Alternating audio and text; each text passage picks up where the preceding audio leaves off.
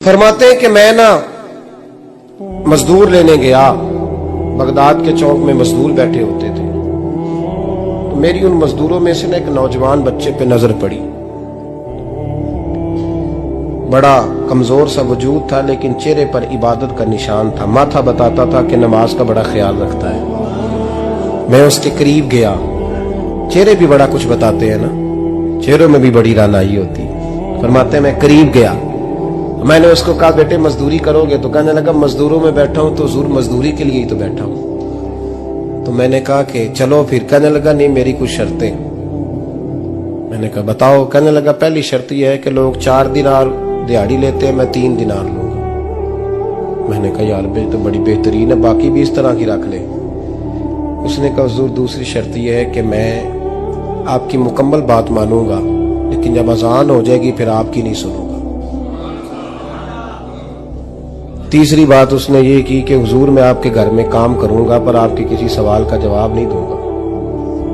कहते मैंने कहा यार तू बड़ा अजीब है, शर्तें तो मालिकों की होती हैं। कहने लगा जी बहरहाल मैं शर्तें लगा के जाता हूं। फरमाते हैं मैं उसे घर ले आया, काम मैंने उसको बताया, तो जो काम मजदूर सारे दिन में करता है ना उसने 2 घंटे में ही कर दिया। हमारे मजदूर सिगरेट पीने में भी तो आधा घंटा लगाते हैं, वो चाय पीने जाए तो पौना घंटा वहां। उनको भी तो दयानतदारी करनी चाहिए कि नहीं करनी चाहिए? ने मुआहदा किया है ना जी, तो पूरा उतरना चाहिए ना। कहते 2 घंटे में। अब काम जब बंदा शुरू कराता है तो काम और निकल आता है। कहते काम मैंने उसको और बता दिया, वो करने लगा। उसने मिट्टी निकाल के रखी थी बाहर रस्ते में, तो अजान हो गई जोर की। उसने वहीं कुदाल छोड़ी कही और चलने लगा। तो मेरा बेटा कहने लगा इसको जरा बराबर कर दो। कहने लगे चुप कर जा, तेरे बाप से बात हुई थी, जब अजान होती है तो मैं किसी और की नहीं सुनता, सिर्फ अल्लाह रसूल की सुनता हूं। कहते मस्जिद चला गया, नमाज पढ़ के आया तो दोपहर का वक्त था। मेरी बीबी कहने लगी इसको को खाना खा ले।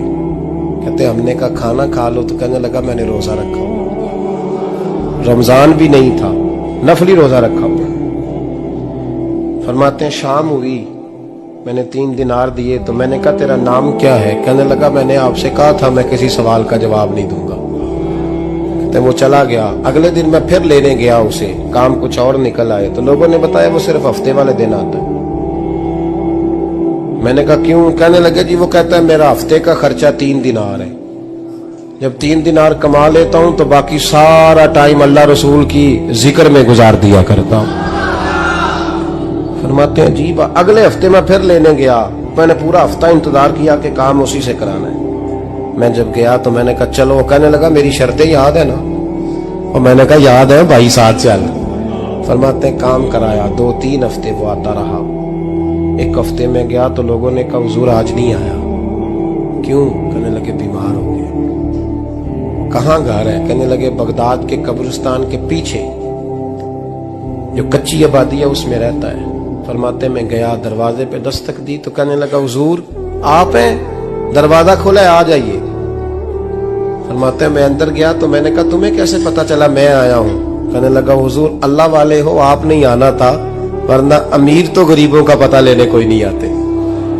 कहते मैं करीब गया तो कहने लगा मैं आपका इंतजार कर रहा था, तेज बुखार है, तप रहा। जेब से कुछ पैसे निकाले, कहने लगा ये पैसे रख लें। एक अंगूठी निकाली, कहने लगा हुजूर आज रात को मेरा इंतकाल हो जाएगा, इन पैसों का कफन खरीद के सुबह जनाजा पढ़ के मुझे दफन कर देना, और जब दफन करो तो ये अंगूठी लेके असर के बाद हारून रशीद के पास जाना। आप उसे कहना मैंने मिलना है पर वो आपको टाइम नहीं देगा। आप उसको आवाज दीजिएगा कि तेरी एक अमानत है मेरे पास, फिर वो आपसे मिलेगा तो अंगूठी दे दे, फिर आप मेरी तरफ से फारिग हैं। हजरत फरमाने लगे तेरा नाम? और कहने लगा हुजूर वक्त थोड़ा है, आज रात मैंने जाना है, बड़ी लंबी माफी मांगनी है रब करीम से, अगर मुनासिब समझे तो मुझे अपने रब से तन्हाई कर देने। फरमाते हैं मैं आ गया पर उसकी बातों ने मुझे सारी रात सोने नहीं दिया। फरमाते हैं सुबह बड़ी मुश्किल से सूरज निकला, मैं गया दरवाजे पे हाथ रखा तो दरवाजा खुला हुआ था। अंदर दाखिल हुआ तो खुशबुएं मेरा इस्तकबाल कर रही थी। जब चेहरे से कपड़ा हटाया तो उसका तो इंतकाल हो चुका। इंतकाल हो चुका है, ऐसे है जैसे किसी का दीदार करके सोया।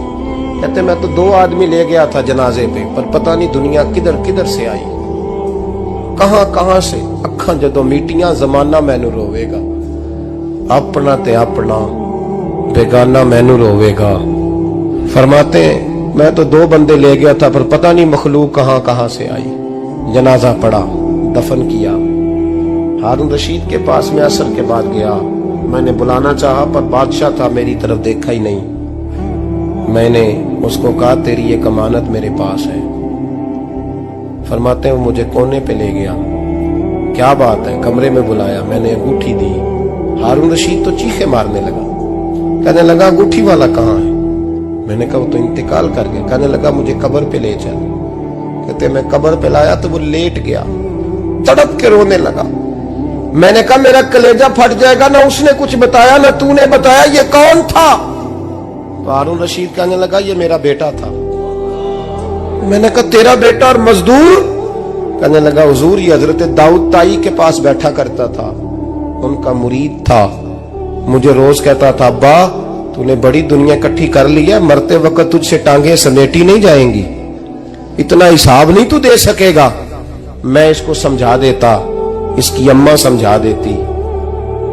ये रोज हमें कहता छोड़ दो, आ जाओ अल्लाह रसूल की बारगाह में झुक जाएं।